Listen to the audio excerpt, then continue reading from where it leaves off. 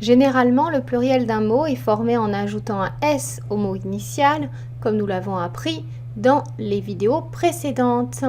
Mais il y a des mots qui changent carrément d'orthographe ou alors de genre au pluriel. Quels sont ces mots?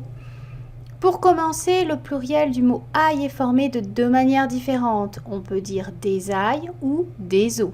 A-I-L-S ou A-U-L-X. Des ailles, des os, au choix. Le pluriel irrégulier le plus commun, celui dont on parle le plus, est le pluriel du mot œil qui est yeux. Le mot œil existait avec un S, mais il n'est plus employé aujourd'hui. On dit des yeux, Y-E-U-X. Le pluriel du mot ciel est formé de deux manières différentes. Le plus utilisé est cieux, C-I-E-U-X, alors que les mots qui se terminent par EL, en général, deviennent ELS au pluriel. On peut utiliser le mot ciel avec un S, mais rarement. On l'utilise généralement quand il désigne le ciel que l'on peint. Exemple, lorsque nous contemplons les cieux, nous nous sentons minuscules. Forme la plus commune du pluriel, cieux, C-I-E-U-X.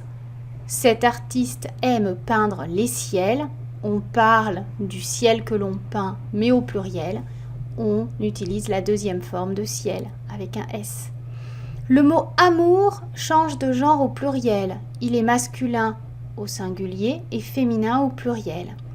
Exemple, un amour innocent, masculin. Des amours ravageantes, et bien féminin ici. Le mot délice fonctionne exactement pareil. Exemple, un délice exaltant, masculin. Des délices exaltantes, féminin. Pour résumer, il existe dans la langue française des mots qui changent carrément d'orthographe ou de genre lorsqu'ils sont employés au pluriel. Quelquefois, deux pluriels sont possibles, par exemple ciel avec un S ou cieux, EUX. Dans ce cas, le sens et l'emploi des mots peut différer. Voilà!